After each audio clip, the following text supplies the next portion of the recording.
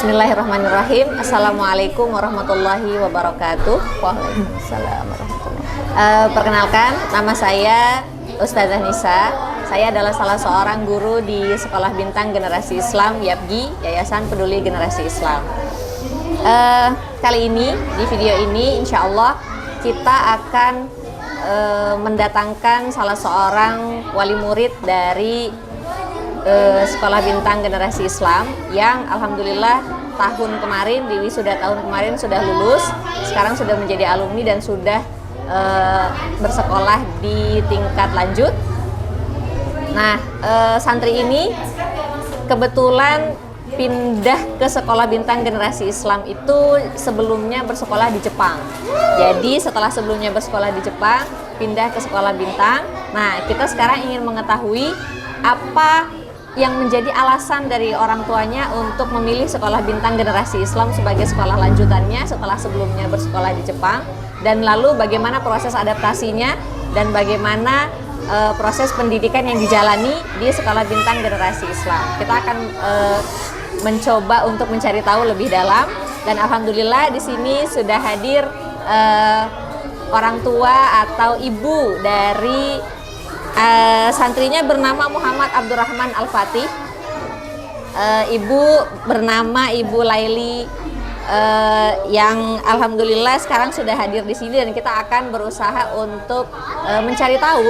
Nanti kita akan tanya-tanya dengan beberapa pertanyaan seputar bagaimana proses adaptasi Fatih setelah sebelumnya bersekolah di Jepang, kemudian bersekolah di Sekolah Bintang Generasi Islam. Baik, langsung saja Ibu Laili, bagaimana kabarnya? Alhamdulillah. Alhamdulillah. Sebelumnya saya ingin tanya, Fatih itu sebelumnya kan bersekolah di Jepang ya? Betul. Nama sekolahnya apa di Jepang? Sekolahnya kalau di Jepang waktu itu Seta Higashi.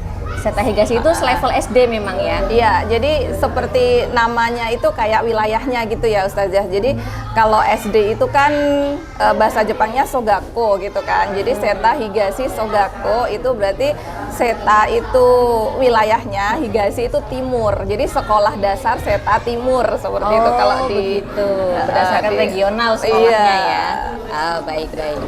Itu selama berapa lama sekolah di Jepang waktu itu? Sekolah di Jepang 1,5 tahun. 1,5 tahun ya. Baik. Kemudian setelah itu pindah ke Indonesia ketika naik kelas 5 kalau saya tidak salah. Iya.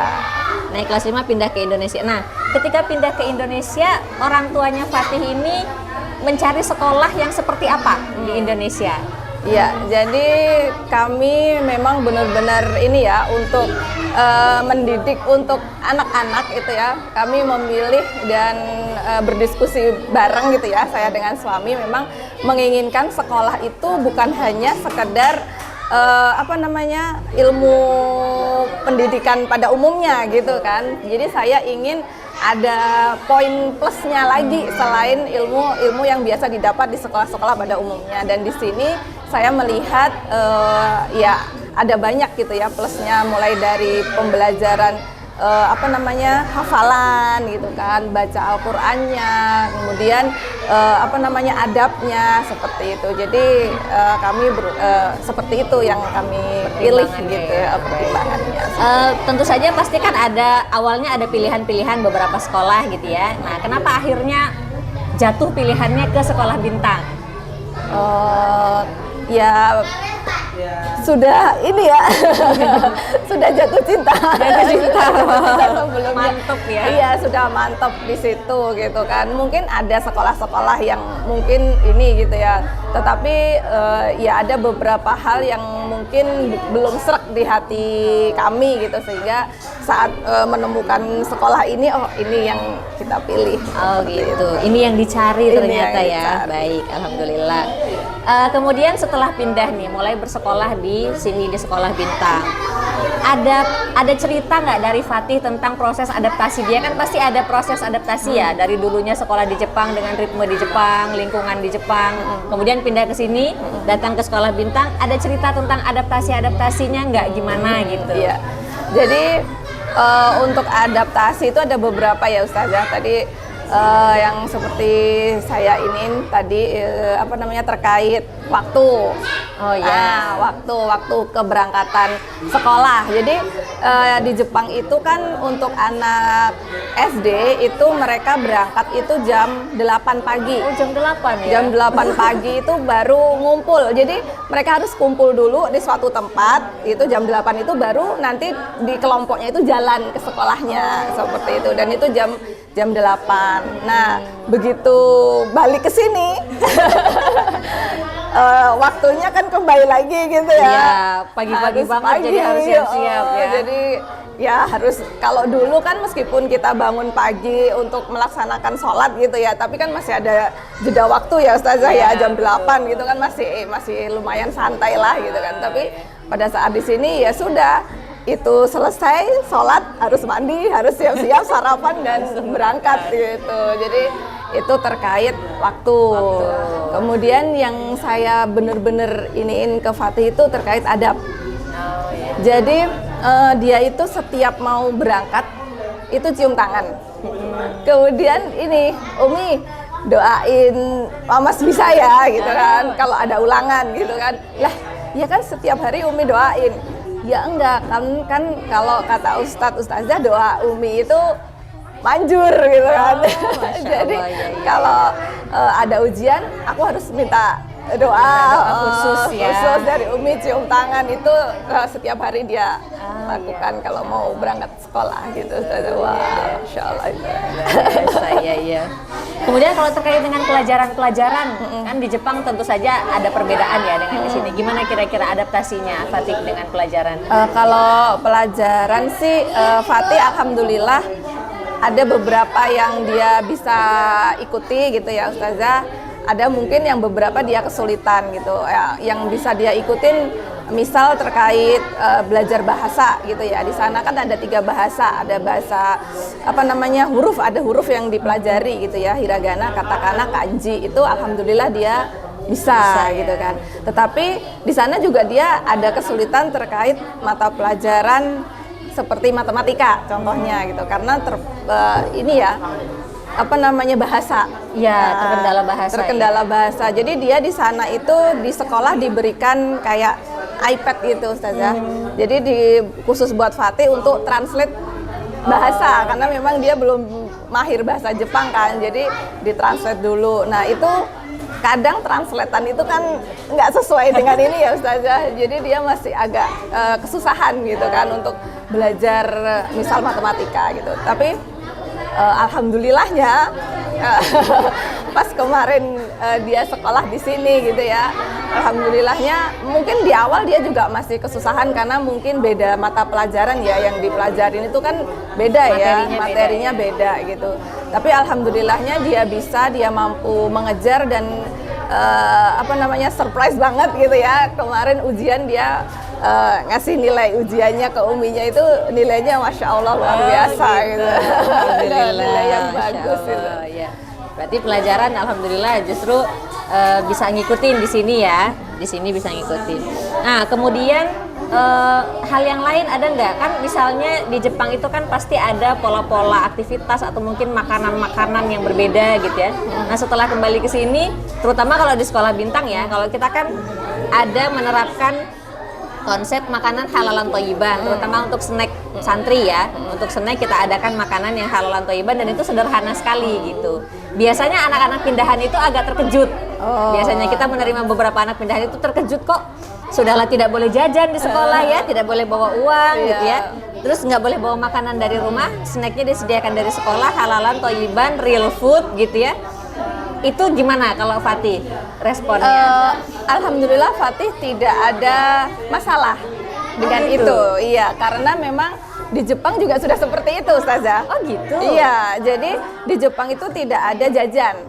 Anak-anak tidak ada yang dibekalin uang gitu ya, nggak ada di sekolah, nggak ada. Memang di sekolah sama kayak di sini, ada makanan yang memang disediakan dari sekolah untuk anak-anak untuk makan siang gitu kan. Jadi anak-anak memang tidak tidak bawa uang untuk jajan gitu. Dan Tapi khusus untuk Fatih, karena di sana kan emang negaranya bukan negara Muslim ya Ustazah, meskipun disediakan makanan, kami tetap memilih untuk membawakan bekal setiap hari gitu, dan makanan yang kita bawakan ya insya Allah tidak jauh beda dengan yang teman-temannya bawa gitu, cuman dari olahan kita gitu kan. Dan makanannya di sana juga alhamdulillah seperti kayak apa namanya Ustazah, ubi, ubi rebus gitu ya, ubi bakar itu biasa. Oh gitu. Iya, telur rebus gitu, itu biasa untuk anak-anak di sana. Jadi ternyata sekolah di Jepang pun menerapkan model makanan yang seperti itu ya, makanan alami gitu ya. Jadi anak-anak bisa kenal sejak dini dengan makanan-makanan yang seperti itu. Baik. Itu bahkan anak saya yang TK itu jadi masuk kurikulum gitu Ustazah ya. Jadi saya nambahkan gitu ya. Jadi makan seperti itu masuk ke kurikulum. Jadi kalau musim dingin itu mereka bikin kayak apa?